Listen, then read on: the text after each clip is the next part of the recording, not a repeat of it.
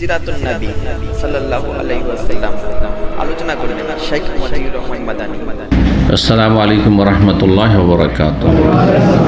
إن الحمد لله نحمده ونستعينه ونستغفره ونعوذ بالله من شرور أنفسنا ومن سيئات أعمالنا. من يهده الله فلا مضل له ومن يضلل فلا هادي له. وأشهد أن لا إله إلا الله وحده لا شريك له وأشهد أن محمدا عبده ورسوله صلى الله تعالى عليه وعلى آله وصحبه وسلم تسليما كثيرا. أما بعد.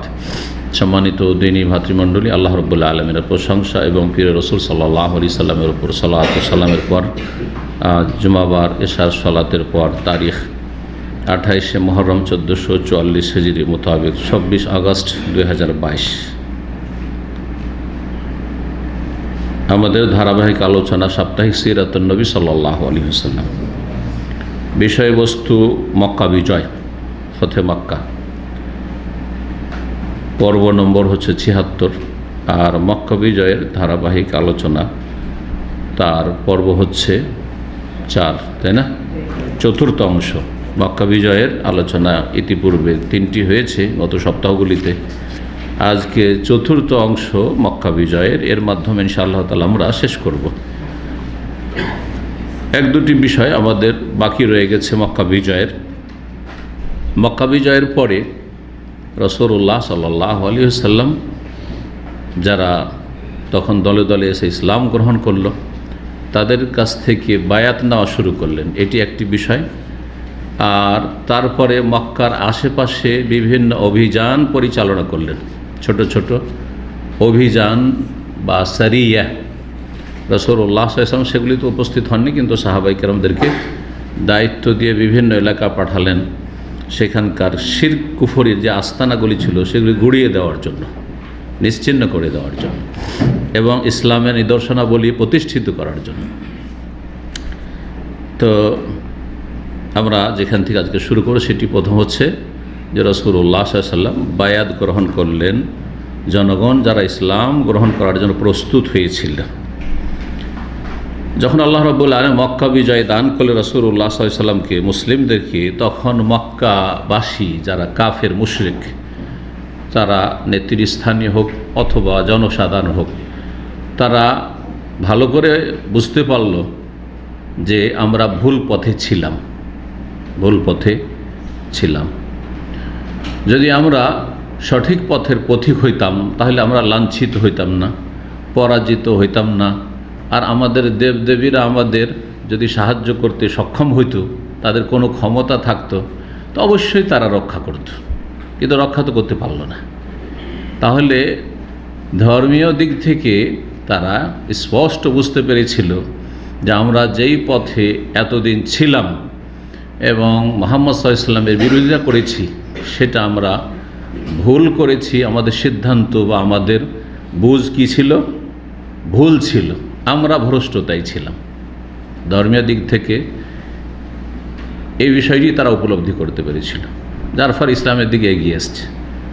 দ্বিতীয় যে বিষয়টি ছিল সেটা পার্থিব বিষয়, পার্থিব স্বার্থ। অনেকের ঈমান দুর্বল হলেও দেখলো যে পরিস্থিতি খারাপ, এখন ইসলামের প্রচার প্রসার হতে হতে হতে এমনকি আমাদের যে শেষ দুর্গ ছিল মক্কাতুল মুকাররমা, সেটাও তারা বিজয় করে ফেলল। সুতরাং এখন আর আরব দেশে আমাদের কোনো অস্তিত্ব নেই যদি ইসলাম গ্রহণ না করি, তাছাড়া কোনো উপায়ও নেই। যার ফলে এই দুই দিক থেকে মিলিয়ে তারা ইসলাম গ্রহণ করার জন্য প্রস্তুত হইল। এতেই সফলতা তারা উপলব্ধি করতে পারল। সুতরাং তারা একত্রিত হলো রাসূলুল্লাহ সাল্লাল্লাহু আলাইহি ওয়াসাল্লামের সাথে বায়াত করার জন্য, শপথ করার জন্য। রাসূলুল্লাহ সাল্লাল্লাহু আলাইহি ওয়াসাল্লাম সাফা পর্বতের ওপর বসলেন।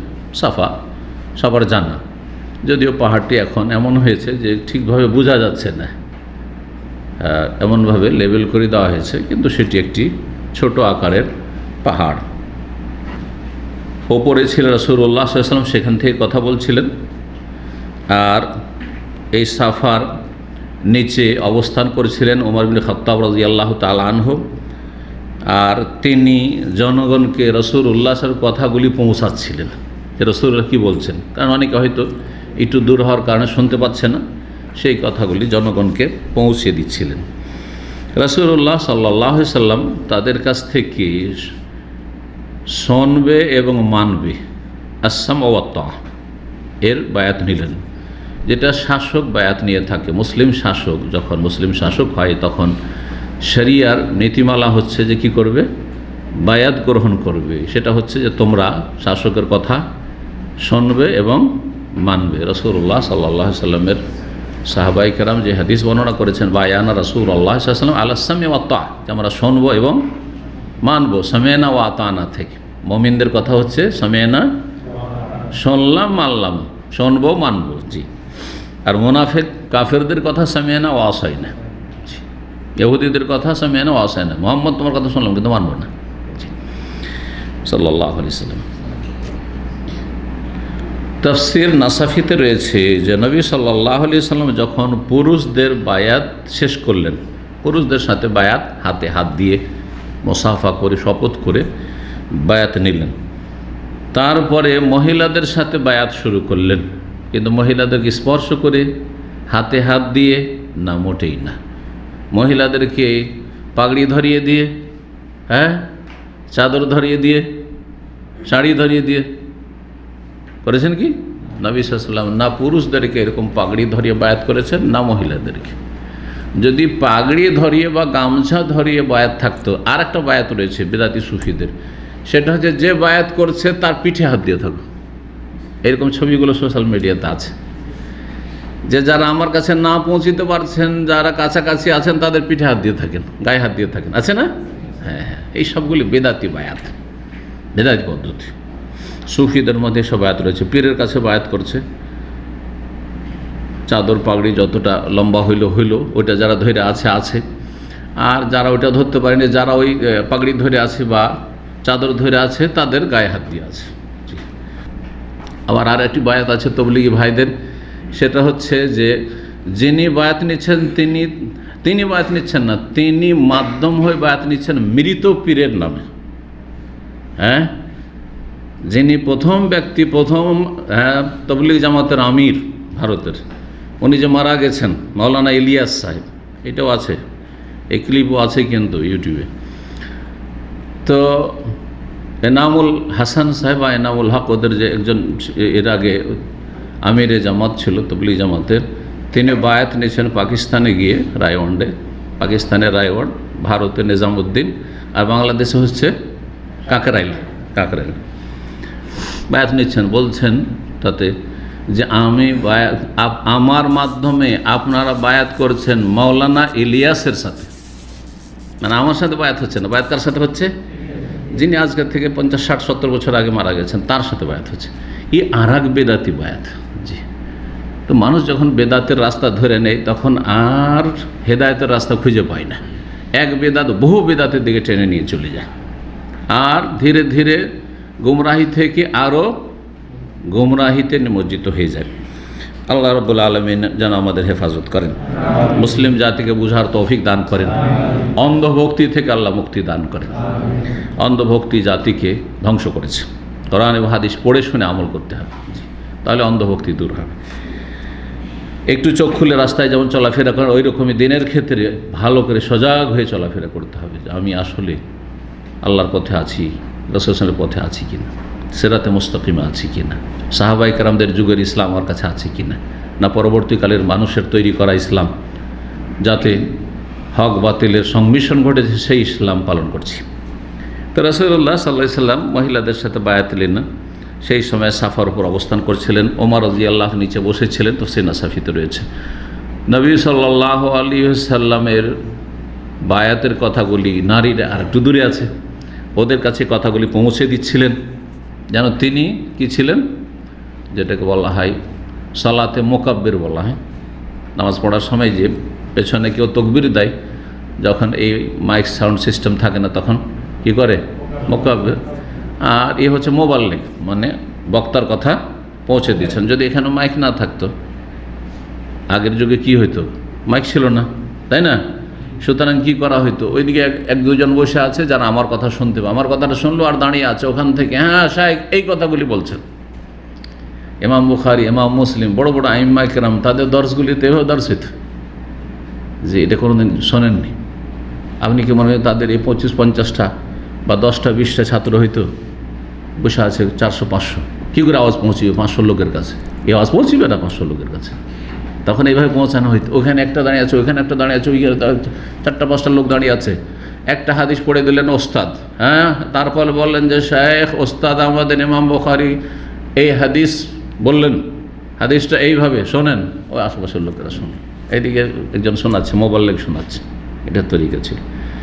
তো এই তরিকাটা সুন্নতি তরিকা। ওমর রাদিয়াল্লাহু এই কাজটি করছিলেন, রাসূলের কথাগুলি পাহাড়ের নিচে বসে মহিলাদের কানে পৌঁছাচ্ছিলেন।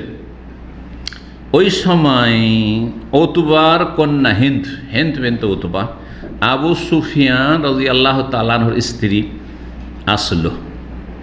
কিন্তু যেহেতু চরম অপরাধ করেছে ওহুদের যুদ্ধে, ভয়ে ভীত সন্ত্রস্ত ছিল, যার ফলে সে ছদ্মবেশে আসলো, যেন তাকে কেউ চিনতে না পারে যে এটা হচ্ছে হিন্দ।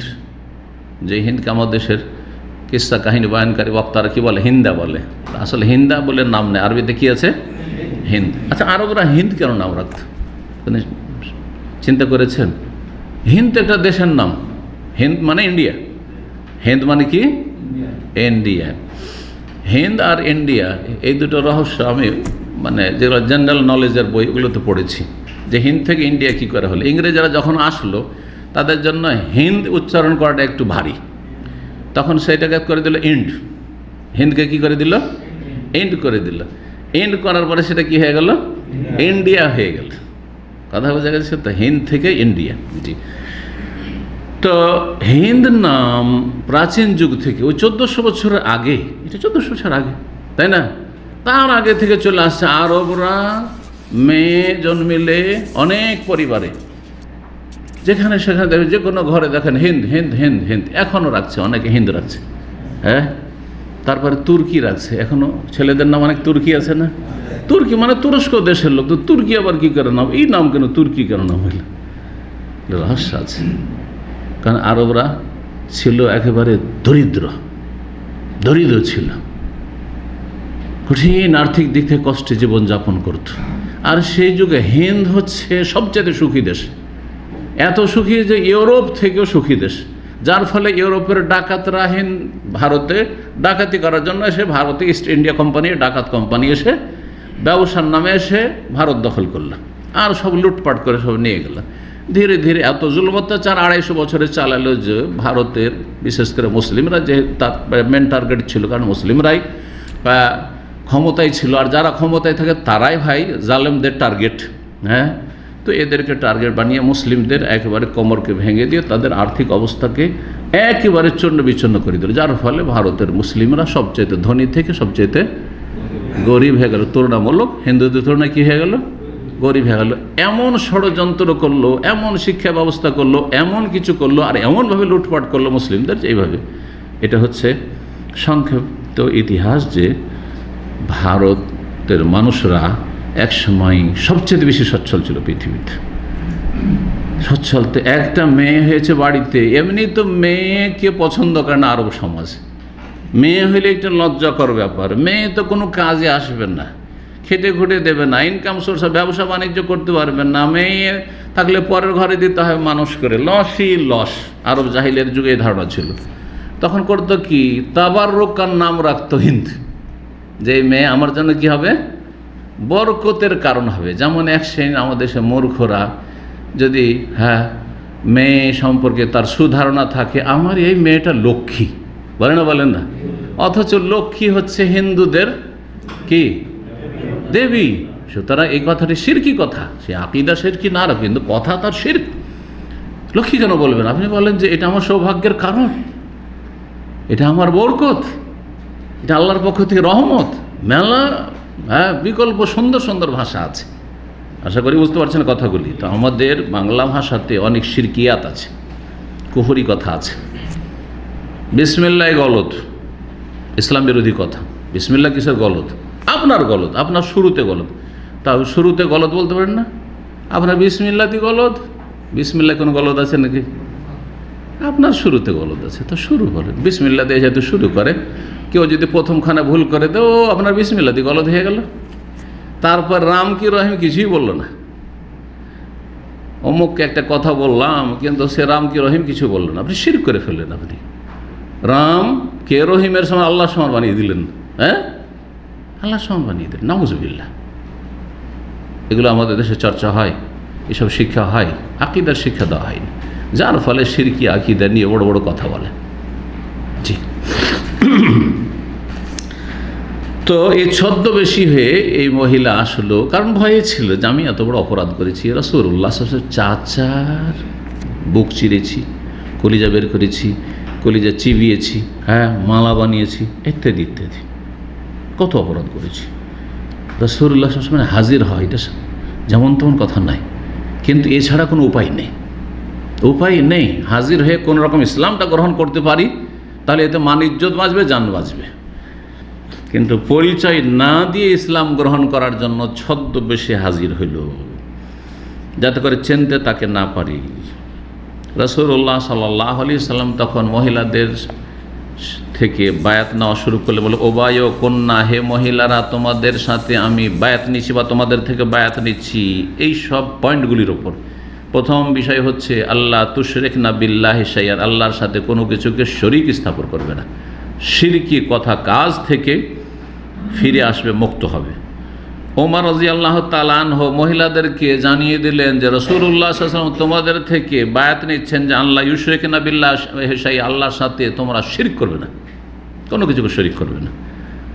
2 নম্বরে বলেন রাসূলুল্লাহ সাল্লাল্লাহু আলাইহি ওয়াসাল্লাম যে ওয়ালা তাসরিকনা, এবং হে মহিলারা তোমরা চুরি করবে না। কি করবে না? চুরি করবে না। মহিলাও চুরি করে, কিন্তু মহিলা চোরের চাইতে সেই যুগেও আর এই যুগেও পুরুষ চোরের সংখ্যা বেশি, পুরুষ চোরের সংখ্যা বেশি। এই জন্য কোরআনে কারিমে আল্লাহ যখন চোরের হাত কাটার কথা বলেছেন, আগে চোরের কথা বলেছেন, তারপরে চন্নির কথা বলেছেন। চন্নি বুঝেন না? বুঝেন না? হ্যাঁ হ্যাঁ, কারণ অনেক সময় আঞ্চলিক ভাষা এগুলো। হ্যাঁ, মহিলা চোর, চোরনি, আসলে চোরনি শব্দটি হালকা করে চন্নি করে দিয়েছে। তো ওয়াসারেক ওয়াসারেকাতু, চোর পুরুষ আর চোর নারী। কিন্তু যখন ব্যভিচারের দণ্ডবিধানের কথা আসছে, তখন আল্লাহ আগে মহিলাদেরকে নিয়ে এসছে, জেনা কারিনী, ব্যভিচারকারী, আজ্জানিয়াতু ওয়াজ্জানি। কেন? চুরি অধিকাংশই পুরুষদের পক্ষ থেকে, চোর পুরুষরাই বেশি, মহিলা চোর খুবই কম।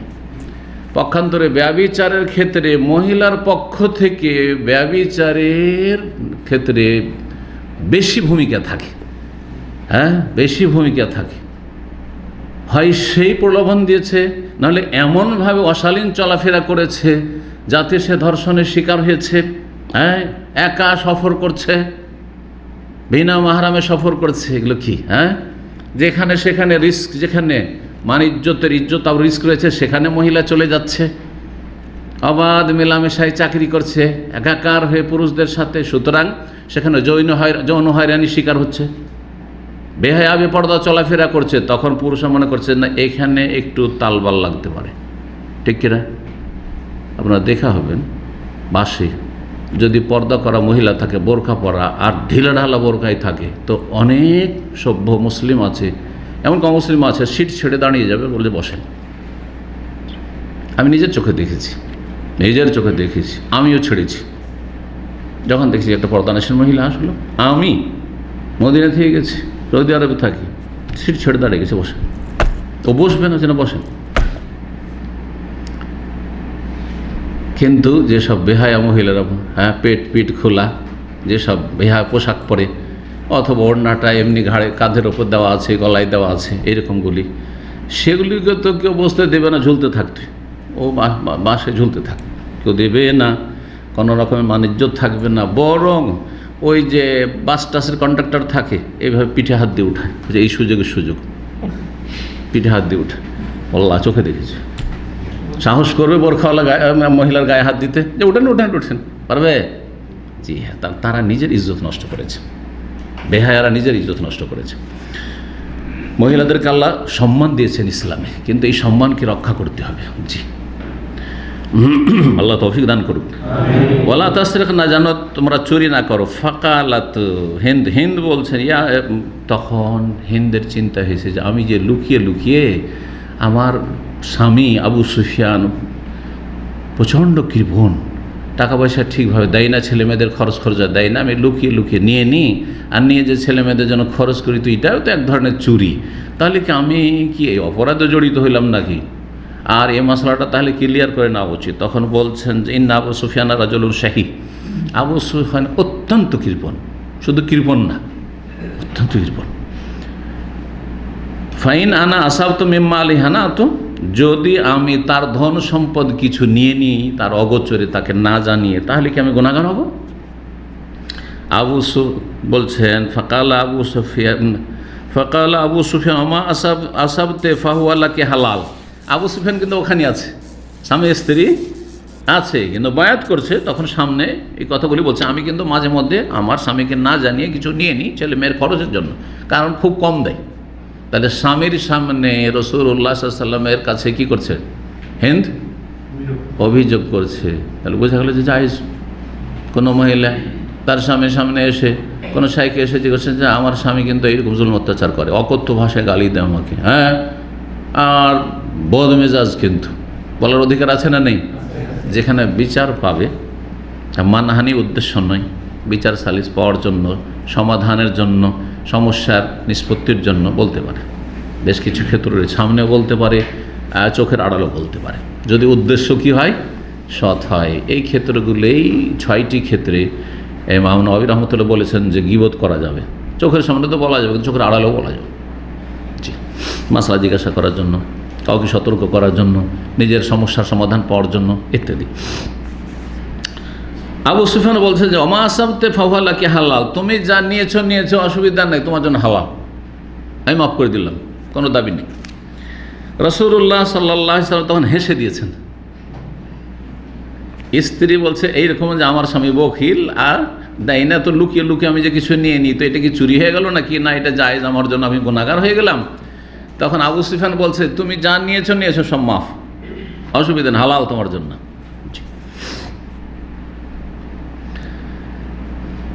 রাসূলুল্লাহ সাল্লাল্লাহু আলাইহি ওয়াসাল্লাম হেসে দিয়েছেন তাদের স্বামী স্ত্রীর কথোপকথন নিয়ে।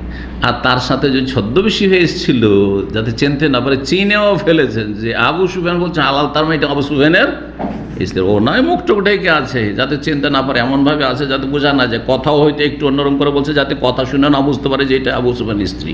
হ্যাঁ, ছদ্মবেশী চিনে ফেলেছেন। তখন রাসূল বলছেন ওয়াইন্নাকা লাহিন্দ, তুমি হিন্দ? তাহলে তার নাম বলছে হ্যাঁ আমি হচ্ছি হিন্দ।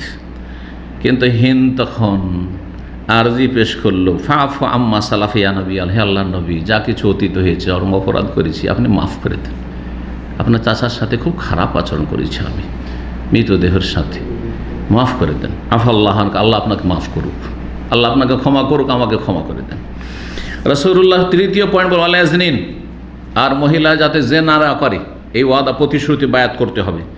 ফাকালা, তখন অবাক হয়ে বলছেন এই হিন্দ, অথচ হিন্দ কট্টর কাফের মুশরিক, ইসলামের কট্টর দুশমন। তারপরও যখন ব্যভিচারের বিষয় আসছে তখন অবাক হয়ে বলছে আওয়া তাজনিল হুররাত, স্বাধীন মেয়ে কখনো ব্যভিচার করতে পারে? স্বাধীন মেয়ে কখনো কি ব্যভিচারিণী হয়? এটা তো জানি না, আমরা তো এই পরিবেশে, এই সমাজে এটা জানি না। সুবহানাল্লাহ। তার মানে সেই যুগে যারা জেনা ব্যভিচারে লিপ্ত হতো তারা কারা হইতো? দাসীরা, যাদেরকে কি তো দাসী হিসাবে কেনা বেচা করা হয়তো পণ্যের মতো, তারা। তাহলে আমাদের সমাজে যে বক্তারা ঢালাওভাবে যখন জাহিলি যুগের চিত্র তুলে ধরে যে মক্কায় এমন কোনো পাপ ছিল না যে ঘরে ঘরে হইতো না,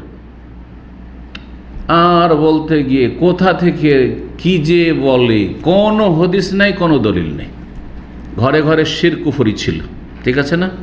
কিন্তু আরবরা মিথ্যা বলাকে আইব মনে করতো না?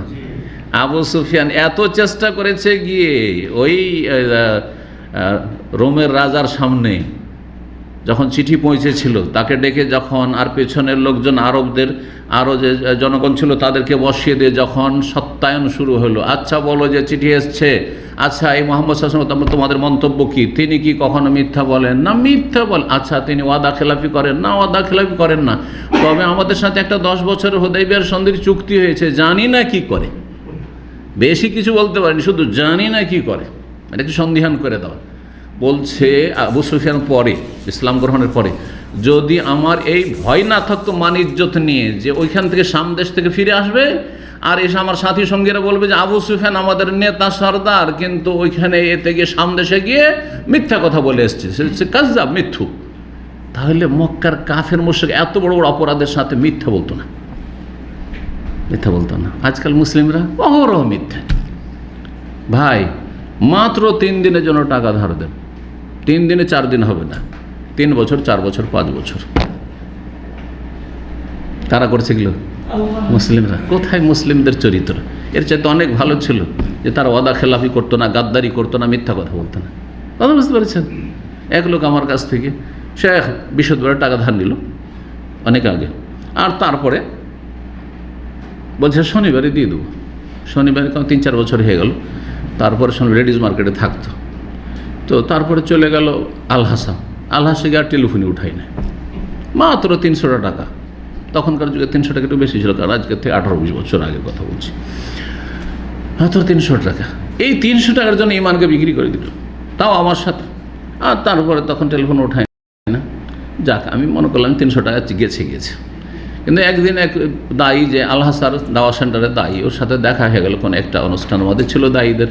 বললাম যে ভাই, তোমাদের ওখানে একজন আছে, সে আবায়ের ব্যবসা করে, 300 টাকা এখানে ধার নিয়েছিল 3 দিন বলে, হয়ে গেছে 3 বছর, আর ও এখন টেলিফোন উঠায় না, কিন্তু ওখানে তোমাদের ওই এর লেডিস মার্কেটে কাজ করে আলহাসা। বলছে তাই নাকি? বলছে ওর নাম্বারটা দে। নাম্বার দিলাম, আর তারপরে খোঁজ করে বলছে আমি সেন্টারে গাড়ি নিয়ে যাব, আর একটা দিন ধমক দিয়ে আসবো, বলবো যে টাকা সেন্টারে ফেলে আসবি, আর না এসে সামনে তখন পুলিশ পাঠাও।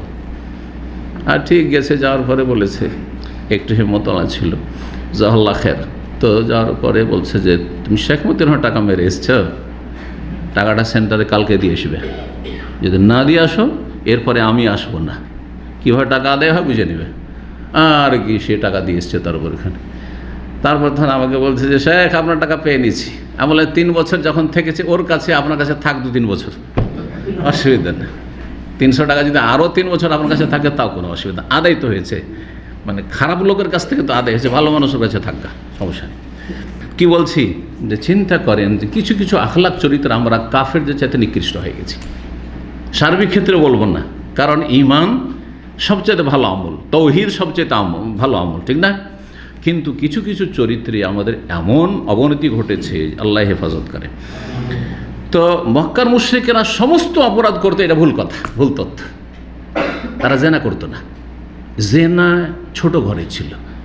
ছোট ঘর বলতে যারা দাসী, দাসীতে জেনা হইতো, বুঝা গেছে?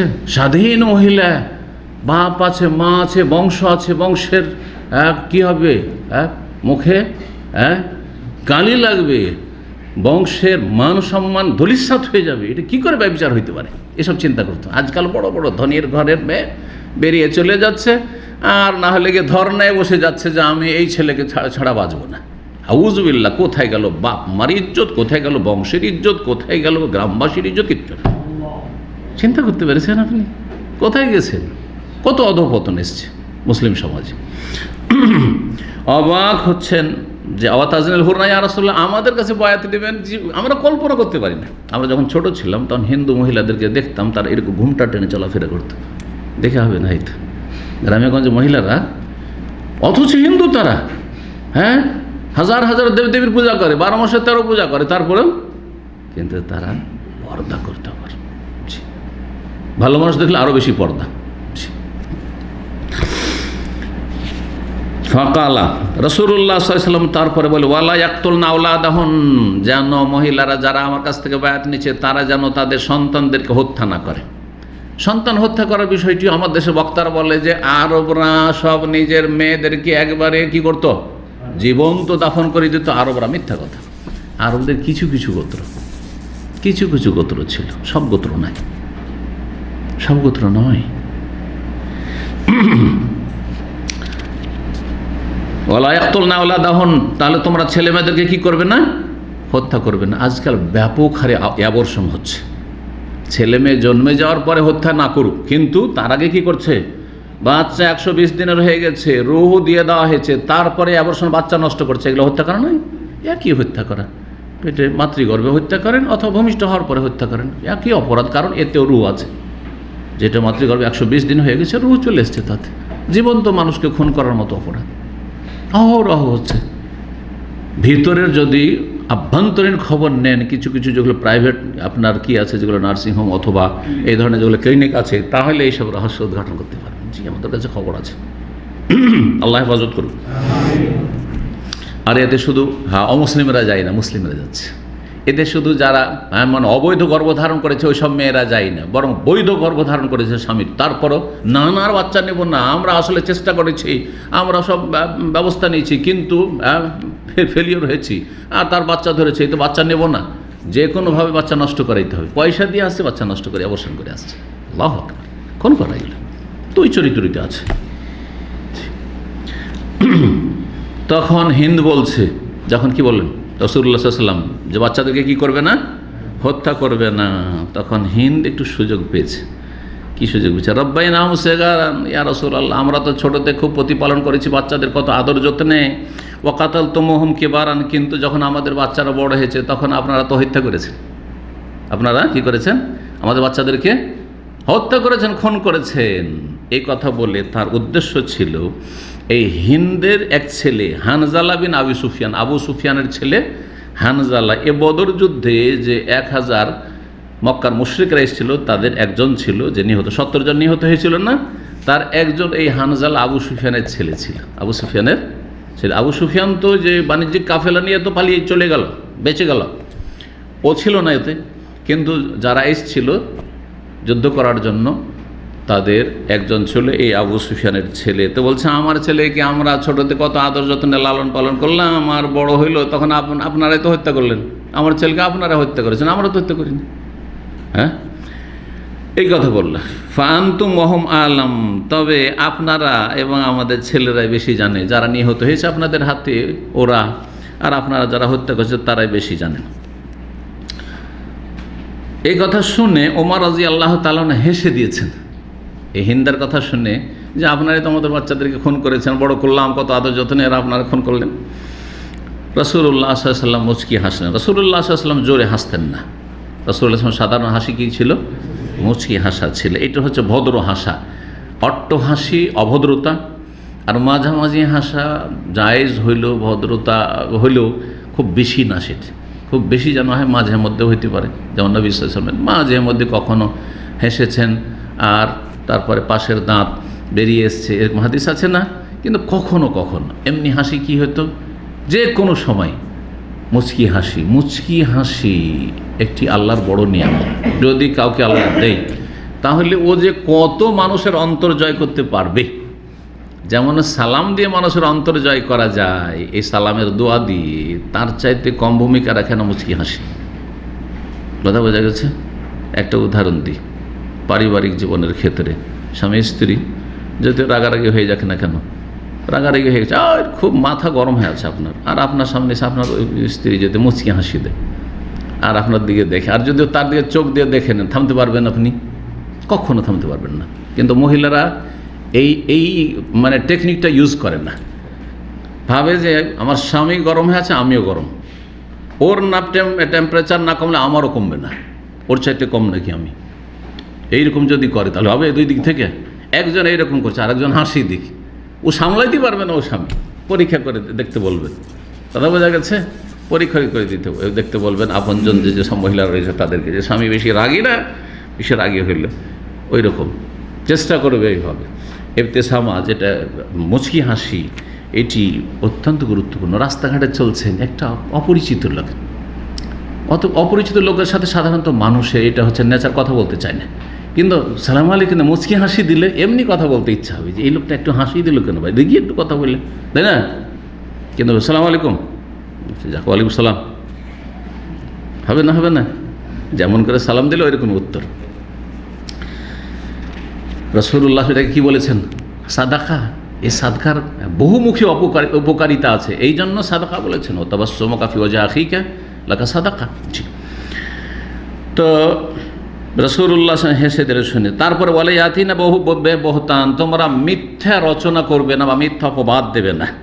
তখন আবু সুফিয়ানের স্ত্রী হিন্দ বলল, ওয়াল্লাহি, আল্লাহর কসম করে বলছে, ইন্নাল বহতান আল আমরুন কাবীহ, কার ওপর মিথ্যা অপবাদ দেওয়া যে সে হচ্ছে অসতী, সে হচ্ছে অসৎ, সে হচ্ছে চরিত্রহীন, এইসব কথা বলা এটা নোংরা কথা, এটা আমরা বলতেই পারি না। তার মানে তারা মিথ্যা কথা, এরকম মিথ্যা অপবাদ সাধারণত দিত না।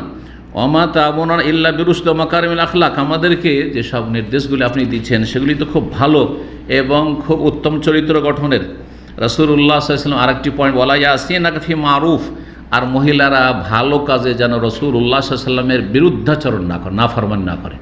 আল্লাহ রাসূল সাল্লাল্লাহু আলাইহি ওয়াসাল্লামের পক্ষ থেকে কোনো যদি আদেশ নিষেধ আসে আর সেটি ভালো বিষয় গঠনমূলক, তাহলে বিরুদ্ধাচরণ করবে না, মেনে নেবে। তখন বলছে হিন্দ, আল্লাহর কসম করছে, মা জালাসনা মাজলেসানা, এখানে তো এসেছি উদ্দেশ্যে, কেন এসেছি আপনার সামনে, এই জন্য এসেছি যে আপনি যা বলবেন তাই শুনবো, যা বলবেন তাই শুনবো আর মানবো, আপনার নাফরমানি করবো, বিরুদ্ধাচরণ করব, এই নিয়ত আপনার কাছে হাজির হয়নি, আপনার খেদমতে হাজির হয়নি। যাই হোক, পরে সে ভালো মুসলিম বা মুসলিমা হয়ে গেছিল। ফিরে আসলো বাড়িতে হিন্দ, আর ফিরে আসার পরে তার বাড়িতে যত মূর্তিগুলি ছিল সবগুলিকে চূর্ণ বিচূর্ণ করে ভেঙে ফেললো, আর বলল, কন্যা মিন কাফি গরুর, আমরা এতদিন ধোকায় ছিলাম যে তোমরা রক্ষা করবে, এসব দেবদেবী আমাদেরকে রক্ষা করবে, কিন্তু রক্ষা করলেন না, তোমাদের পূজা করাটা একেবারে বেকার হয়েছে। সহিহ বুখারীতে রয়েছে, হিন্দ বিনত আবি উতবা বলল, ইয়া রাসূলুল্লাহ, মা কানা আলা জাহরিল আরজ, এটা গুরুত্বপূর্ণ বিষয়, মা কানা আলা জাহরিল আরজ মিন আহলি খাবাইন আহাব্বু ইলাইয়া আইয়ুযাল্লু মিন আহলি খাবাইক, পৃথিবীতে এমন কোনো পরিবার বা এমন কোনো ঘর বাড়ি ছিল না যেই ঘর বাড়িটি আমার কাছে সবচেয়ে নিকৃষ্ট ছিল, খারাপ ছিল, এবং মনে মনে আকাঙ্ক্ষা করতাম যে লাঞ্ছিত অপদস্থ হোক আপনার বাড়ির চাইতে, মানে আপনার বাড়িকে সবচেয়ে বেশি ঘৃণা করতাম, আর মনে মনে চাইতাম যে এই বাড়িওয়ালা লাঞ্ছিত অপদস্থ হোক, এটা চাইতাম। এটাই ছিল আমার বিগত ইতিহাস, মানে ইসলাম বিদ্বেষিতার। কিন্তু সুম্মা মা আসবাহাল ইয়াউম আলা যাহরিল আরদি আহলু খিবাইন আহাব্বা ইলাইয়া আন ইউআজ্জু মিন আহলি খাবাইত, আজকে আপনার বাড়ি এবং আপনার বাড়ির যে সদস্যরা রয়েছে তাদের চাইতে বেশি কেউ সম্মানিত হোক, এটা আমি চাই না। সবচাইতে বেশি যেন সম্মানিত আপনি, আপনার পরিবার হয়, আপনার বাড়ি হয়। যেমনই ইসলাম গ্রহণ তেমনই কিভাবে একটা ইনকিলাব পরিবর্তন আসত, এটা হচ্ছে সত্যিকার ইসলাম গ্রহণ। বললেন রাসূলুল্লাহ সাল্লাল্লাহু আলাইহি ওয়াসাল্লাম, ওয়াল্লাযী নাফসি বিয়াদিহি, আচ্ছা বর্ণনাকারী বলছেন, ওই মহিলা বলল যে আল্লাহর কসম করে বলছি যার হাতে প্রাণ রয়েছে, বর্ণনাকারী বলছেন কসম করে, ইয়া রাসূলুল্লাহ, ওই মহিলা বলে, ইয়া রাসূলুল্লাহ, ইন্না আবা সুফিয়ান রাজুলুন মিসসিকুন, আবু সুফিয়ান অত্যন্ত কৃপণ, ফাহাল আলী ইয়াহারাজুন আন উতিমা মিনাল্লাযী লাহু আলাইনা, ওর বাচ্চা কাচ্চাকে যদি তাকে না জানিয়ে আমি তার টাকা পয়সা নিয়ে খরচ করে খাওয়া দাওয়া করাই, তাদের বস্ত্র কিনি, চলবে কি না? তখন নবী সাল্লাল্লাহু আলাইহি ওয়াসাল্লাম বললেন যে লা আরাহু ইল্লা বিল মারুফ, যদি সচরাচর যতটা প্রয়োজন হয় ততটা নাও, তাহলে কোনো অসুবিধা নেই। এখান থেকে বোঝা গেল যে অতিরিক্ত নেওয়া চলবে না স্বামীকে জানিয়ে, কিন্তু প্রয়োজন যদি হয় তো স্বামীকে না জেনে সংসারের কাজে লাগিয়েছি, কোনো অসুবিধা নেই। রাসূলুল্লাহ সাল্লাল্লাহু আলাইহি ওয়াসাল্লাম এই সফরে, কিসের সফর ছিল? মক্কা বিজয় সফর। কতদিন অবস্থান করেছিলেন? 19 দিন অবস্থান করেছিলেন। 19 দিন কি করলেন? মাত্র 2-3 দিনের মধ্যে তো কাজ শেষ, ফিনিশ, মক্কা বিজয়। কিন্তু 19 দিন থেকেই মক্কার আশেপাশে ইসলামের নিদর্শনগুলিকে প্রতিষ্ঠিত করলেন, নবায়ন করলেন। কারণ মাত্র 300 বছর আগে এখানে তৌহিদ ছিল, ইব্রাহিম আলাইহিস সালামের দিন ছিল, তৌহিদ ছিল। এই 300 বছর হচ্ছে মূর্তি পূজার ইতিহাস, মূর্তি পূজার ইতিহাস হচ্ছে মাত্র 300 বছরের। তো তৌহিদের নিদর্শনগুলিকে প্রতিষ্ঠিত করলেন, নবায়ন করলেন, আর যতগুলি শিরক কুফরির আস্তানা ছিল সেগুলিকে চুরমার করা নির্দেশ দিলেন, সেগুলিকে নিশ্চিহ্ন করে দিলেন। আর এই জন্য আরও বিভিন্ন দায় দায়িত্ব যেগুলো দেওয়া রয়েছে, একটা ইসলামিক স্টেট হলে যেসব দায় দায়িত্ব থাকে সেসব কাজের জন্য সেখানে অবস্থান করলেন। আর মক্কার আশেপাশে যত শিরক কুফরি আস্তানা ছিল, দেবদেবীর মূর্তি ছিল, সেগুলি ভেঙে দেওয়ার জন্য বিভিন্ন অভিযানগুলি প্রেরণ করে রাসূলুল্লাহ সাল্লাল্লাহু আলাইহি ওয়াসাল্লাম। কয়েকটি অভিযানের কথা এখানে রয়েছে, রহিকুল মখতুমে আমি আলোচনা করি। প্রথম অভিযান হচ্ছে রাসূলুল্লাহ মক্কা বিজয়ের পরে খালিদ বিন ওয়ালিদ সাইফুল্লাহ, আল্লাহর তরবারি, তাকে উজ্জা দেবী যে ছিল, এই উজ্জা দেবী তাইফের কাছাকাছি নাখলা নামক স্থানে, নাখলা নামক স্থানে ছিল। সেখানে রমজান মাসের মাত্র 5 দিন যখন বাকি, তার কয় রমজানে পৌঁছেছিলেন মক্কায় মনে আছে কারো? হ্যাঁ, 17 রমজান, 17 রমজান হবে এইরকম সময়গুলোতে। তারপরে রাসূলুল্লাহ সাল্লাল্লাহু আলাইহি ওয়াসাল্লাম যখন 5 দিন বাকি রমজানের, তখন পাঠালেন খালিদ বিন ওলীদকে, যাও গিয়ে সে মন্দির ভেঙে আসো এবং দেবদেবী যে রয়েছে সেগুলোকে চূর্ণ বিচূর্ণ করে, বিশেষ করে উজ্জা দেবী। উজ্জা দেবী ছিল আরবদের সবচেয়ে বড় দেবী। এই জন্য আবু সুফিয়ান যখন মুসলিমদের ক্ষয়ক্ষতি করতে, আর খালিদ বিন ওলীদ, এই খালিদ বিন ওলীদই, হ্যাঁ, প্রধান সেনাপতি খালিদ বিন ওলীদ, আর কমান্ড চলছিল, হ্যাঁ, প্রধান ছিল কে? আবু সুফিয়ান, এই দুইজন। তো এই খালিদ বিন ওলীদকে পাঠিয়েছেন। এই আবু সুফিয়ান কি ঘোষণা করেছিল যখন 70 জন শহীদ হয়ে গেলেন সাহাবায়ে কেরামগণ ওহদের যুদ্ধে, ক্ষয়ক্ষতিগুলি হয়ে গেল, যদি এখানে পরাজয় হয়নি ইসলামের বা মুসলিমদের, কিন্তু ক্ষয়ক্ষতি হয়েছে, এটি হচ্ছে সঠিক তথ্য। সেই সময় বলেছিল লানাল উজ্জা ওয়ালা উজ্জা লাকুম, কি বলেছিল? আমাদের উজ্জা দেবী রয়েছে, তোমাদের উজ্জা দেবী নেই, বলে আমরা আজকে সম্মানিত হয়েছি। উজ্জা দেবী সম্পর্কে তাদের ধারণা যে বিজয় দান করে থাকে। কি করে? বিজয় দান করে থাকে। যেমন হিন্দুদের এক এক দেব দেবী সম্পর্কে এক এক রকমের ধারণা রয়েছে। সরস্বতী দেবী কি দিয়ে থাকে? বিদ্যা দিয়ে থাকে। যেন স্কুল কলেজে সরস্বতী পূজা হয়, হ্যাঁ। যারা কর্মকার তাদের বিশেষ একটি আবার দেবতা আছে বা দেবী আছে, হ্যাঁ। লক্ষ্মী দেবী হচ্ছে তাদের রুজির দেবী, মানাতের মতো। আরব মুশরিকদের মানাত রুজির দেবী, আহার দেওয়ার দেবী। আর ভারতীয় মুশরিক যারা পৌত্তলিক তাদের হচ্ছে লক্ষ্মী। আর এখান থেকে জাহেল মুসলিমেরা বলে আমার এই ছেলেটি লক্ষ্মী, আমার এই মেয়ে লক্ষ্মী, আমার এই সৌদি আরব যাওয়াটা, বিদেশ যাওয়াটা লক্ষ্মী, বলেন না? সব লক্ষ্মী আর লক্ষ্মী, গায়রুল্লাহকে শরীক করে ফেলল রিজিক দেওয়ায়। আল্লাহ হিদায়াত করুক। তো রাসূলুল্লাহ সাল্লাল্লাহু আলাইহি ওয়াসাল্লাম প্রেরণ করলেন এই শিরকের আস্তানাটি ধ্বংস করে দেওয়ার জন্য। এটি ছিল তাদের সবচেয়ে বড় মূর্তি, এবং এদের দেখাশোনার জন্য পুরোহিত যারা ছিল বা ধর্মগুরু যারা ছিল তারা বানু শাইবান গোত্রের ছিল। রাসূলুল্লাহ সাল্লাল্লাহু আলাইহি ওয়াসাল্লামের নির্দেশে খালিদ বিন ওলীদ 30 জন অশ্বারোহী ঘোড়সওয়ারকে নিয়ে সেখানে পৌঁছিলেন। আর যাওয়ার পরে সেই মন্দির বা আস্থানা যেটি ছিল উপাসনা, সেটিকে ভেঙে চূর্ণ বিচূর্ণ করে দিলেন। ফিরে আসলেন ওখান থেকে, তায়েফের কাছাকাছি, এখান থেকে ফিরে গেলেন। রাসূলুল্লাহ জিজ্ঞাসা করলেন হাল রাআইতা শাইআন, তুমি যে ভেঙে আসলে উজ্জা দেবীর আস্তানা, তো সেখানে কোনো কিছু দেখতে পেয়েছো? বলছে যে না, কিছু তো দেখলাম না, কিছু দেখতে পেলাম না, ভেঙে আসলাম। কালা, তখন বললেন ফাইন্নাকা লাম তাহদিমহা, এখনও এই আস্তানা ভেঙে গুড়িয়ে দিতে পারো না, এখনও কিছু বাকি আছে। সব কিছু ভেঙে নিশ্চিন্ন করেছে, কিন্তু না, এখনও হয়নি, কিছু বাকি আছে। যেখানে আল্লাহ ছাড়া অন্যের পূজা হয় সেখানে শয়তানের পূজা হয়, এ কথা মনে রাখবেন। এই জন্য ইব্রাহিম আলাইহিস সালাম আজকে থেকে 5000 বছরের বেশি সময়, যদি এই ইতিহাস যেটা গবেষকরা বলছেন, কমপক্ষে 5000 বছর আগের ইতিহাস। ইব্রাহিম আলাইহিস সালামের কথা সূরা মারিয়ামে রয়েছে। বাবাকে যখন ওই যে মূর্তি পূজক আজার তাকে নসিহত করছিলেন, বলছেন ইয়া আবাতে লা তা'বুদিশ শায়তান, আব্বা সম্মানিত বাবা, শয়তানের পূজা করিয়েন না। মূর্তি পূজা করছে, কিন্তু ইব্রাহিম তার বাবাকে কি বলছেন? শয়তানের পূজা করিয়েন না। হ্যাঁ, যে কোনো আল্লাহ ছাড়া পূজা যখন হয় তখন তার পিছনে শয়তান থেকে, শয়তানেরই পূজা হয়, শয়তানেরই পূজা হয়। এটা শয়তানের পূজা। শয়তান সেখানে তাদের মদত যোগায় মুশরিকদের, হ্যাঁ, আর যারা সেই পথের পথিক হয়ে যায় তাদের মদত যোগায়। এই জন্য যেসব বদাকিদার লোক মাজারে যায় তাদের মনস্কামনা পূরণ করার ক্ষেত্রে শয়তান সহযোগিতা করে, যাতে করে এর শিরক কুফরিটা আরও কী হয়ে যায়, মাজার পূজা আরও পাকা হয়ে যায়, গরজগুলি পুরা হয়ে যায়। কারণ শয়তান অনেক কিছু জানে যে এই বছরটাতে এই কাজটা ওর হবে, এই কাজটা হয়ে যাবে, জানতে পারে শয়তান, কারণ আকাশ পথে তারা চলাচল করতে পারে, জানা আছে বিষয়টি। সুতরাং কিছু খবর এই দিক থেকেও জানতে পারে, ফেরেশতাদের আলোচনা থেকে শুনে নিতে পারে, হ্যাঁ, কান লাগিয়ে, অথবা আরও কোনো সূত্রে, অথবা তারাই নিজে করে দিল, তারাই নিজে এই কাজগুলি করে দিল। আমি একজন মহিলাকে আমার স্বাস্থ্য চাচার শাশুড়ি, পাক্কা মাজার পূজারী, এমন মাজার ভক্ত। তো সেই ব্যক্তি সেনাবাহিনীতে ছিল, তো আমাকে বললো যে আমার শাশুড়ি তো পাক্কা একদম পীর পূজারি, আর গায়রুল্লাহকে ডাকে, আর চিল্লে চিল্লে জিকির করে।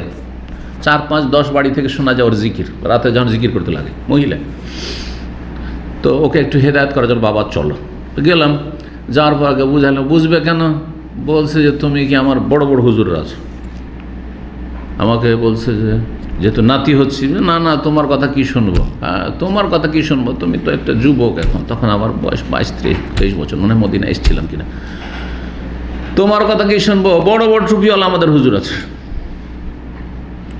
বলছি আপনি এই বিশ্বাস কী করে রাখছেন? আল্লাহর কাছে আশা রাখেন। বলছেন না, আমি বাস্তবে যে পাচ্ছি, বাস্তবে দেখতে পাচ্ছি। কি দেখতে পাচ্ছেন? বলছে আমাকে আকাশ থেকে আল্লাহ কি দিয়েছে? এই যে জায়নামাজ দিয়েছে, আমাকে দেখাচ্ছে, জায়নামাজ দিয়েছে। এই যে দেখো তসবিহ দিয়েছে, আমাকে দেখাচ্ছে। এই যে আমার জায়গায় এসো মশাল্লা, তার মশাল্লাতের জায়গাতে আমাকে নিয়ে বলছে তুমি দেখো। বলছে এই যে দেখো, এই সঙ্গে দেখো, এত সুন্দর আতর আমাদের দেশে নেই, এত সুন্দর আতর। কথাগুলি সবগুলি সত্য। কোথা থেকে আসলে? আকাশ থেকে এসছে? শিরক কুফরি করছে, আর আকাশ থেকে এসছে ফেরেশতার মাধ্যমে? না, জিন শয়তান দিয়ে গেছে, যাতে করে এর শিরকি কুফরি আকীদা আরও বদ্ধপরিকর হয়ে যায়, আর এই জাহান্নামের ইন্ধন চিরকালের জন্য হয়, যাতে করে ফিরে না আসে, তৌহিদ ইসলামের দিকে না ফিরে আসে। এগুলি করে সতর্ক সাবধান। সেই জন্য বাস্তবে কিছু পাচ্ছি, এই জন্য ঠিক, এটা মূর্খদের কথা। কোরআন হাদিসে যেটা আছে সেটাই ঠিক। বাস্তবে তাবিজ বাঁধার পর থেকে আর শয়তান আমাকে বিরক্ত করেন না। হ্যাঁ, শয়তান চাইছে আপনি শিরিক করেন, সেজন্য তাবিজ বাঁধার পর থেকে আর শয়তান বিরক্ত করেন। তার মানে তাবিজে উপকার হয়েছে কথা নাই। কথা বুঝতে পেরেছেন? জি। তো যাই হোক, ফিরে আসি। রাসূলুল্লাহ কি বললেন খালেদকে? যে তুমি না এখনো ভাঙতে পারো নি, ফারজি এলে যাও, ফিরে যাও, আবার ভেঙে এসো, ভালো করে গুড়িয়ে এসো। খালেদ রাদিয়াল্লাহু তাআলা আনহু রাগান্বিত হয়ে আসলেন, আর একবারে নাঙ্গা তরবারি নিয়ে, তরবারি একবারে খাপের ভিতর থেকে বের করে, রাস্তা আগে থেকে বের করে আছেন, যে কিছু পেলে একবারে হত্যা করবে। কি আছে ওখানে থেকে গেছেন, নবী সাল্লাল্লাহু আলাইহি ওয়াসাল্লাম আমাকে ফিরিয়ে পাঠালেন। সেখানে এসে দেখছেন যে একজন বিবস্ত্র মহিলা, কালো বিবস্ত্র মহিলা সেখানে মাথা খুলে চুল খুলে বসে আছে, মাথা খুলে চুল খুলে বসে আছে। আল্লাহু আকবার। তখন সেখানকার যে পুরোহিত, সে চিৎকার করছে, চিৎকার করে ডাক দিচ্ছে পুরোহিত ওই মহিলাকে, যে তুমি নিজেকে রক্ষা করো, নিজেকে রক্ষা করো, খালেদ বিন ওয়ালিদ চলে এসছে, তোমাকে হত্যা করে দিবে, জবাই করে দিবে তোমাকে। খালেদ বিন ওয়ালিদ রাদিয়াল্লাহু তাআলা তরবারি দিয়ে এমনভাবে আঘাত করলেন যে একবারে দুটুকরো করে দিলেন ওই মহিলাকে, ওই মহিলাকে দুটুকরো করে দিলেন। তারপর রাসূলুল্লাহ সাল্লাল্লাহু আলাইহি ওয়াসাল্লামের কাছে ফিরে আসলেন, আর আসার পরে বললেন ইয়া রাসূলুল্লাহ, ফিরে গেলাম, দেখছি একজন মহিলা, কালো মহিলা, মাথার চুল খুলে বসে আছেন, আর তাকে এভাবে আমি হত্যা করে দ্বিখণ্ড করে দিয়ে চলে এলাম। ফাকালা, তখন বললেন নাম, হ্যাঁ, তিলকাল উজ্জা, এটি হচ্ছে উজ্জা দেবী, ওই শয়তান, জিন শয়তান, যার পূজা হচ্ছিল সেখানে। তো এই যে মূর্তিগুলো আছে, প্রতিমা আছে, এগুলি ওই শয়তানের কি প্রতিমূর্তি, শয়তানের, জিন শয়তানের প্রতিমূর্তি। আসলে তার পিছনে কি হচ্ছে? ওই শয়তানের পূজা হচ্ছে। এই জন্য মূর্তি ভেঙে ফেললেও আসলটা নিশ্চিহ্ন হয়নি, যার ফলে এই আস্তানা আবার কায়েম থেকেই যাবে যদি ওকে হত্যা না করে আসো। তাহলে যদি এটি কারামত ছিল, না হলে জিনকে সাধারণত মানুষ দেখতে পাই না। জিন যদি থাকে আর যদি আমাদের সামনে না দেখা দেয়, দেখতে পাবো? দেখা দিলে দেখতে পাবো, যদি মানুষের রূপ ধারণ করে আসে, যেমন এখানে রূপ ধারণ করে এসছে। কিন্তু রূপ ধারণ করে আসলেই যে হত্যা করে দিতে পারবো আমরা, তাও পারবো না হয়তো। কিন্তু খালেদ বিন ওয়ালিদ পেরেছেন, এটি তার কারামত। আল্লাহ রাব্বুল তাকে সম্মানিত করেছেন যে একটা জিনকে যখন মানুষের রূপ ধারণ করেছে, মহিলা রূপ ধারণ করেছে, তখন হত্যা করতে পেরেছে, যার মাধ্যমে নিশ্চিহ্ন হয়েছে। নবী সাল্লাল্লাহু বললেন যে হ্যাঁ, এই হচ্ছে উজ্জা দেবী, ওয়াকাদ আয়েসাত আনতুবাদা ফি বিলাদিকুম আবাদান, সে নৈরাশ হয়ে গেছে, হতাশ হয়ে গেছে। এই আরব দেশে কিয়ামত পর্যন্ত আর মূর্তি পূজা হবে না, এটা নিশ্চিত হয়ে বুঝতে পেরেছে, যা হওয়ার হয়ে গেছে, আর কিয়ামত পর্যন্ত আরব দেশে মূর্তি পূজা হবে না, নৈরাশ হয়ে গেছে। কিন্তু একটি হাদিস আছে যে একটা যুগ আসবে, যেই যুগে কিন্তু শিরক শুরু হবে, যেই শিরক শুরু হবে, কুফরি শুরু হবে। তো দুটো সমন্বয় কি হবে? ওলামারা বলেছেন যে শয়তান নিরাশ হয়ে গেছে, কিন্তু আল্লাহ শয়তানকে নিরাশ করবে না। এমন এক সময় আসবে যে কিছু লোক আবার মূর্তি পূজার দিকে ফিরে যাবে, আমার উম্মতের এক দল মূর্তি পূজার দিকে ফিরে যাবে। আর অন্য এতে রয়েছে যে 10 বংশের কিছু মহিলারা পাছা ঘষ্টাবে মন্দিরে গিয়ে। জি, 10 বংশ হচ্ছে আরবদের। এটা নয় যে আমার উম্মতের কিছু লোক মানে অনারব বা অন্য কোনো দেশে, যেমন ভারতে অথবা অন্য কোনো দেশে। তাহলে বোঝা যাচ্ছে যে শিরকে ভয় করতে হবে। আজকে যারা তৌহিদের ঝান্ডাধারী, জরুরি নয় যে কিয়ামত পর্যন্ত তৌহিদের পতাকা ধরে থাকবে, উত্তোলন করে থাকবে। কখন যে বিভ্রান্তি চলে আসে, কখন যে নাস্তিক হয়ে যায়। ওলিউল্লাহর ঘরে শয়তান পয়দা হচ্ছে, হয় না? জি, আমার ডিস্ট্রিক্টে একজন ভালো আলেম ছিল, কিন্তু ছেলে মেয়েদেরকে সবগুলিকে জেনারেল শিক্ষিত করেছে, মাদ্রাসায় পড়ায়নি, দিনই শিক্ষা দেয়নি। আল্লাহর মায়ের কি হলো, তার এক ছেলে সে নাস্তিক হয়ে গেল, বড় নাস্তিক, প্রসিদ্ধ নাস্তিক ছিল সে। এক সময় সে এমএলএ হয়েছে ইলেকশন, কিন্তু সে নাস্তিক ছিল, বড় নাস্তিক, ঘোষিত নাস্তিক ছিল। আল্লাহ হেফাজত করুন। 2 নম্বর অভিযান ছিল আমর ইবনে আস রাদিয়াল্লাহু তাআলা আনহুকে ওই মাসে, মানে রমজান মাসের শেষ দিকে রাসূলুল্লাহ সাল্লাল্লাহু আলাইহি ওয়াসাল্লাম পাঠালেন। আর একটি দেবতা ছিল সোয়া, যে সূরায়ে নূহ আছে, ওয়াকালু লা তাযরুন্না আলিহাতাকুম ওয়া লা তাযরুন্না ওয়াদ্দাও ওয়ালা সোয়া ওয়ালা ইয়াগুসা ওয়া ইয়াউকা ওয়া নাসরা। এগুলি সব দেবদেবী ছিল। হ্যাঁ, এগুলো ওই নূহ আলাইহিস সালামের জামানা থেকে চলে আসছে। ওই নাম আবার যখন শিরক কুফরি শুরু হয়েছে নবী সাল্লাল্লাহু আলাইহি ওয়াসাল্লামের আবির্ভাবের বা নবুয়তের 300 বছর আগে, তখন আবার ওই নামে একটা দেবতা, হ্যাঁ, মূর্তি তৈরি করে আবার পূজা শুরু হয়েছে। এই সোয়ার মন্দিরে পৌঁছিলেন আমর ইবনে আস নবী সাল্লাল্লাহু আলাইহি ওয়াসাল্লামের নির্দেশে। এটি ছিল হোজাইল বংশের মন্দির। হ্যাঁ, হোজাইল বংশের লোকেরা এই তত্ত্বাবধানে ছিল, যেটা মক্কা থেকে উত্তর পূর্ব দিকে 150 কিলোমিটার দূরত্বে অবস্থান, যার মানে দূরে অবস্থিত ছিল। আমর ইবনে আস সেখানে যখন পৌঁছিলেন, তখন সেখানকার যে পুরোহিত ছিল সে বলল, মাতুরিদি, কী জন্য এসছেন আপনি? যে আমারানি রাসূল আন আহাদিমা, আমাকে রাসূলুল্লাহ পাঠিয়েছেন এই তোমাদের এই মন্দির ভেঙে দেওয়ার জন্য। কারণ এটা ইসলামিক দেশ হয়ে গেছে, সুতরাং শিরকের আস্তানা থাকবে না। দুটোতে পার্থক্য আছে, একটা ইসলামিক দেশ হয়ে যাওয়া আর একটা হচ্ছে মুসলিম দেশ। মুসলিম দেশ কিন্তু সেখানে মুসলিম অমুসলিম সবাই বাস করে, আর ধর্মীয় সেখানে স্বাধীনতা রয়েছে। আর বলা হয়েছে যে সব দেশের লোক এখানে বসবাস করে, তখন আপনি আবার চরমপন্থী হয়ে সেখানে মন্দির ভাঙতে পারেন না, এটা জায়েজ নাই। কিন্তু আপনি এই কেসা থেকে মনে করবেন না যে আমার জন্য মন্দির ভাঙা জায়েজ। কথা বুঝতে পারছেন কি না? চরমপন্থী আপনি, তখন খারিজি আপনি হয়ে যাবেন না, আইন হাতে নেওয়া যাবে না। কিন্তু আর সেটাও করলে কার হুকুমে? কোনো সাহাবী নিজের খেয়াল খুশি করেছেন না নবী সাল্লাল্লাহু পাঠিয়েছেন? নবী সাল্লাল্লাহু আলাইহি ওয়াসাল্লাম শাসকের অধিকার রয়েছে কোথায় কি রাখবেন। আর বিশেষ করে আল্লাহর এই পবিত্র জমি, যেখানে আল্লাহর ঘর রয়েছে, হ্যাঁ, যেখানে তাওহীদ ছাড়া শিরক থাকবে না, এমন একটা আল্লাহর জমি থাকবে, পবিত্র জমি, সেখানে শিরকের অস্তিত্ব থাকবে না। জি, এটা মক্কাতুল মুকাররমা, হারমাইন শরীফেন। তো আমর ইবনে আস যখন পৌঁছলেন সেখানে, ওই লোক পুরোহিত বলল যে আপনি কি উদ্দেশ্যে এসেছেন? বলছে রাসূল আমাকে তোমাদের এই মন্দির ভেঙে দেওয়ার জন্য পাঠিয়েছেন। তখন সে বলল, লা তাকদুরু আলা যালিক, আপনি এটা করতে পারবেন না, ক্ষমতা নাই যেটা করতে পারেন আপনি। কারণ কেন? কালা তুমনা, আপনাকে বাধা দেওয়া হবে, মানে আমাদের দেবদেবীর এত ক্ষমতা আছে যে আপনার ক্ষমতা নাই যে আপনি এই মন্দির ভাঙতে পারেন। জি, এরকম ধারণা আছে যারা মূর্তি পূজা করে, এমন মাজার পূজা করে, তাদের এরকম ধারণা আছে। হ্যাঁ, ছেলেটা যদি আল্লাহর ওলি শাহজালাল শুয়ে না থাকতেন, তো যে বিমান দুর্ঘটনা হয়েছে কি যে হইতো, কিছুই থাকতো না, কিন্তু বেঁচে গেল। কে বাঁচাইলো? শাহজালাল বাঁচাইলো। পত্রিকাতে এসে, আমি নিজে পড়েছি এটা পত্রিকাতে, কয়েক বছর আগের ঘটনা। যে শিরকি কুফরি আকীদা সবগুলো।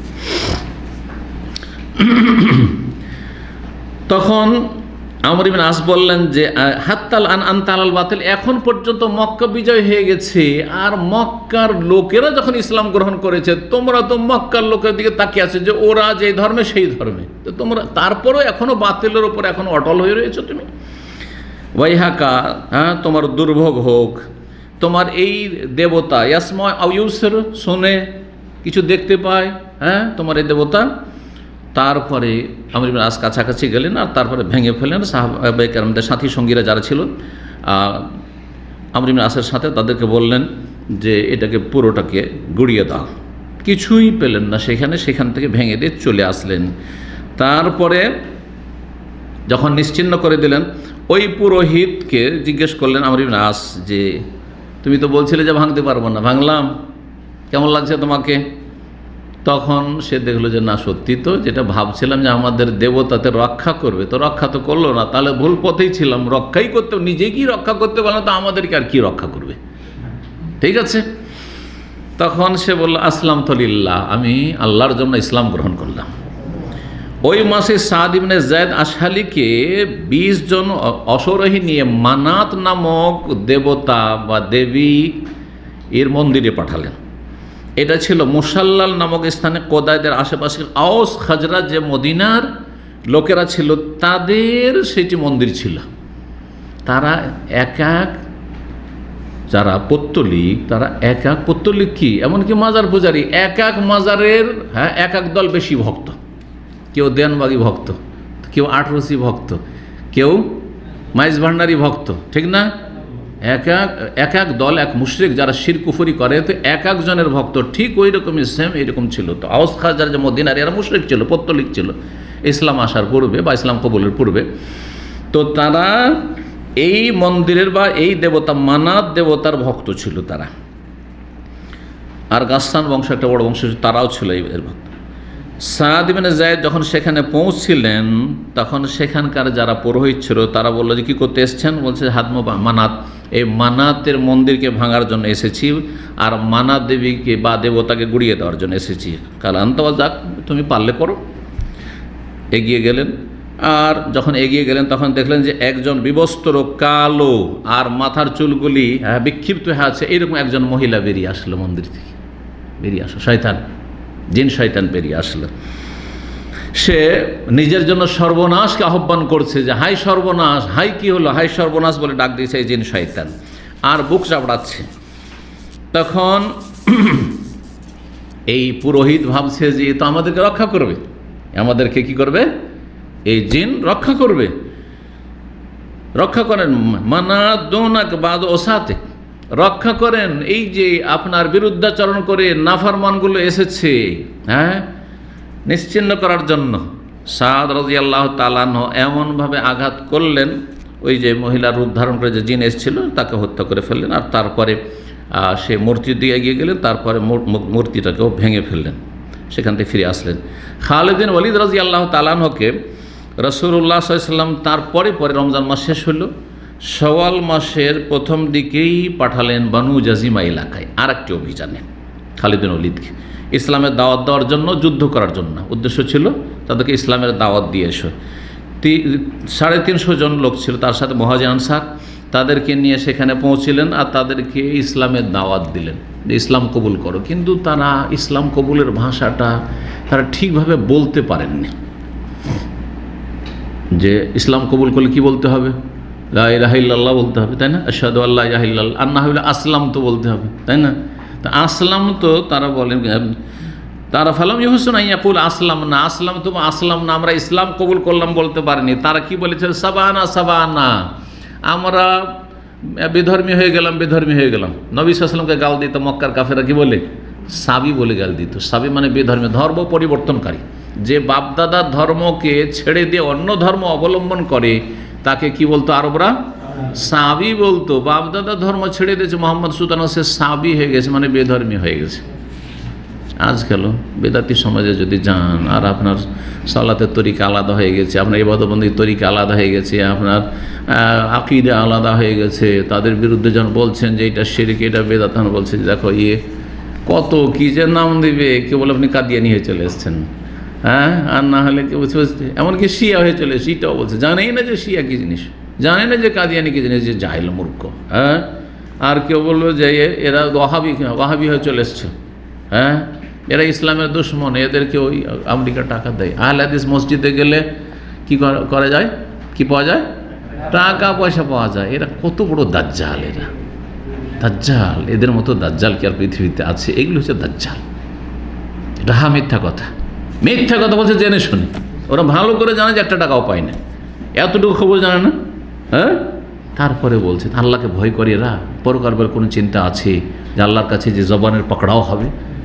হ্যাঁ, আর এই মিথ্যা বলার জন্য জাহান্নামে যেতে হবে। আর মিথ্যা শুধু এমনি মিথ্যা নয়, দুনিয়ার ক্ষেত্রে মিথ্যা নয়, এটা ধর্মীয় ক্ষেত্রে মিথ্যা, এবং এই মিথ্যার মাধ্যমে বহু মানুষকে কী করা, বিভ্রান্ত করে জাহান্নামের রাস্তায় নিয়ে যাওয়া। এটা যেমন তোমার কথা নয়, এটা সাধারণ কোনো মিথ্যা কথা, মিথ্যাচার নয়। আল্লাহ এদের অনিষ্ট থেকে উম্মতে মুসলিমার হেফাজত করে। তো পৌঁছিলেন সেখানে, আর যাওয়ার পরে তাদের ইসলামের দাওয়াত দেন, কিন্তু তারা বলতে লাগলো সাবানা সাবানা, আমরা ধর্ম পরিবর্তন করেছি বা আমরা বিধর্মী হয়ে গেছি। তখন খালেদ রাদিয়াল্লাহু তাআলা বলে যে না না, এরা আসলে মুসলিম হয়নি। ভাবলেন যে মুসলিম এরা হয়নি, তখন তাদের কাউকে হত্যা করলেন, কাউকে বন্দি করলেন, আর তারপরে বন্দিগুলিকে নিয়ে ফিরলেন। বন্দিগুলোকে নিয়ে ফিরছিলেন, আর তারপরে রাস্তায় একদিন নির্দেশ দিলেন যে এই বন্দিগুলোকে আর নিয়ে গিয়ে কী হবে, ফামারা ইয়ামান আন ইয়াকতুলা কুল্লু রাজুল আসিরাহু, যার যার কাছে বন্দি আছে হত্যা করে ফেল, কারণ এরা অপরাধী, হত্যা করে ফেল। আর দারুল হারবি, এদের সাথে যুদ্ধ চলছে যেহেতু। আব্দুল্লাহ বিন উমর রাদিয়াল্লাহু তাআলা আনহু, তার কিছু সাথী সঙ্গী ছিল, তারা বলছেন না, আপনার সব কথা শুনবো, কিন্তু এদেরকে হত্যা করবো না। বন্দিকে ধরে নিয়ে এসেছি নবী সাল্লাল্লাহু আলাইহি ওয়াসাল্লামের কাছে নিয়ে যাবো, হত্যা করবো না। রাসূলুল্লাহ সাল্লাল্লাহু আলাইহি সাল্লামের কাছে সাহাবায়ে কেরামগণ পৌঁছছিলেন, তাদের মধ্যে দুই মত হয়েছে, কেউ হত্যা করছে আর কেউ বলছেন না না না, আপনার এই কথা শোনা, কেন হত্যা করবো, বন্দি চলেন নিয়ে যাই।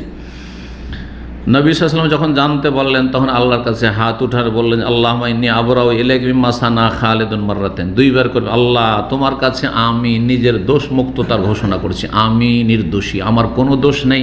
আমি খালেদকে বলিনি যে তারা সাবানা সাবানা বলে হত্যা করে দিও, কিন্তু খালেদ ভুল বুঝেছে, তার এই অন্যায়ের সাথে আমার কোনো সম্পর্ক নেই। আল্লাহ তুমি আমাকে এই অন্যায় থেকে মুক্ত রাখা, আমার কোনো এতে কোনো রকমের সম্পর্ক এই অপরাধের সাথে নেই। অসন্তুষ্টি প্রকাশ করেছে রাসূলুল্লাহ সাল্লাল্লাহু আলাইহি ওয়াসাল্লাম। তাহলে বোঝা গেল যে কেউ যদি ইসলাম কবুল করে, তারপরেও তার সম্পর্কে সন্দিহান হয় যে না না না না, এই পয়সার জন্য ইসলাম গ্রহণ করছে, না দুনিয়ার স্বার্থে ইসলাম, এটা আমাকে দায়িত্ব দেওয়া হয়নি, এই দায়িত্ব আমাদেরকে দেওয়া হয় নাই, ওটা আল্লাহ হিসাব ও আল্লাহ হাদিস আছে। আমরা বাহ্যিকটা দেখবো, কালিমা পড়েছে মুসলিম, 5 ওয়াক্ত, তারপরে 5 ওয়াক্ত নামাজ পড়েছে, হ্যাঁ কালিমা পড়েছে কিন্তু নামাজ পড়ে না, তাহলে বলছেন না আসলে ইসলাম গ্রহণ করেনি, নামাজ পড়ে না, তাহলে তাকে ইসলাম শিখাইতে হবে। এই ছিল মক্কা বিজয় সম্পর্কে বেশ কিছু আলোচনা লম্বা হয়ে গেছে। আর এই ছিল চূড়ান্ত ফায়সালার যুদ্ধ, আর এটি ছিল একটি মহাবিজয়। ফতে মক্কা বিজয় হচ্ছে একটি মহাবিজয় আল্লাহ রাব্বুল আলামিনের পক্ষ থেকে, যার মাধ্যমে মূর্তি পূজার যে আস্তানা ছিল সেই আস্তানা গুড়িয়ে দেওয়া হইল আল্লাহ রাব্বুল আলামিনের ইচ্ছায়। আলহামদুলিল্লাহ রাব্বিল আলামিন। জি, তারপরে আরব উপদ্বীপে আর এই রকমের কোনো শক্তি থাকলো না যেই শক্তি ইসলাম এবং মুসলিমদের সামনে এসে মোকাবেলা করবে। জি, তেমন শক্তি থাকলো না। আর যদি কিছু ছড়িয়ে ছিটিয়ে বিক্ষিপ্ত কিছু কাফের মুশরিক থাকে, যেমন তাইফ এলাকায় ছিল, কিন্তু তাদের মধ্যে এই শক্তি ছিল না যে তারা এইভাবে বড় একটা শক্তি হয়ে মক্কার কাফের কোরাইশ নেতৃত্বের মতো নেতৃত্ব দিয়ে তারা ইসলামের বিরোধিতা করবে। আর তারপরে দু একটা যুদ্ধ যেগুলো আসছে, তাইফের যুদ্ধ আর হুনাইনের যুদ্ধ, এগুলোর মাধ্যমে তারাও নির্মূল হয়ে গেল। তো এর মাধ্যমে তারা আরও বুঝতে পারলো যে যাদের দিকে তাকিয়েছিলাম মক্কার লোকের দিকে, তারাই যখন সবাই ইসলাম গ্রহণ করলো, তারাই যখন পরাজিত হয়ে গেল, তাহলে আর আমরা কি করতে পারবো? সুতরাং আমাদের আর কোনো ক্ষমতা নেই। এখন আমাদের নিজের নাফসি নিজের জান বাঁচাইতে হবে, যার যেটাতে সুবিধা আছে। আর তারপর আমাদের দেবদেবীও রক্ষা করতে পারলো না, তাহলে বোঝা গেলো যে আমরা ভুল ধর্মের ওপরে আছি। এসবগুলি উপলব্ধি যখন তাদের হইল, তখন আলহামদুলিল্লাহ ধীরে ধীরে আরব দেশে ইসলামের পতাকা উত্তোলন হইল, আর কুফরির যে আস্তানাগুলি ছিল সেগুলি নিশ্চিহ্ন হইল। আর এটা প্রথম শুরু হয়েছিল হুদাইবিয়ার সন্ধি থেকে, যেটাকে আল্লাহ রাব্বুল আলামিন বিজয়ী বলেছেন। কোন সূরাতে? সূরা ফাতহ, একটি সূরার নামে ফাতহ, বিজয়ের সূরা রয়েছে, ইন্না ফাতাহনাল ফাতহাম মুবিনা। আর সূরা নাসর, যা নাসরুল্লাহ আল ফাতহ, এটি হচ্ছে মক্কা বিজয় সম্পর্কে সূরা নাযিল হয়েছে। আর তারপরে রাসূলুল্লাহ সাল্লাল্লাহু আলাইহি সাল্লাম বাকি যে কার্যক্রমগুলি ছিল ইসলামের, সেগুলির দিকে মনোযোগী হলেন, যেগুলির আলোচনা ইনশাআল্লাহ তাআলা সামনের সপ্তাহ থেকে আমরা শুরু করব। এখানে আজকের আলোচনা শেষ করছি। আল্লাহ রাব্বুল আলামিন যেন আমাদেরকে সত্যিকারের মুসলিম হওয়ার তৌফিক দান করেন, ইসলাম আমাদের জীবনের প্রতিটি ক্ষেত্রে যথাযথ পালনের তৌফিক দান করেন, এবং আমাদের ভুল ত্রুটি যেগুলি রয়েছে আল্লাহ যেন মাফ করে দেন। এবং ভুল ত্রুটি মুক্ত হওয়ার তৌফিক দান করেন। নিজেদের সংশোধন, নিজের পরিবার পরিজন, আপনজন, দেশবাসী, জাতির সংশোধনে আল্লাহ যেন তৌফিক দান করেন। সমস্ত বালা মুসিবত অনিষ্ট থেকে আল্লাহ যেন হেফাজত করেন। ওয়া সাল্লাল্লাহু আলা সাল্লাম নবিয়ানা মুহাম্মদ ওয়া আলা আলিহি ওয়া সাহবিহি আজমাইন।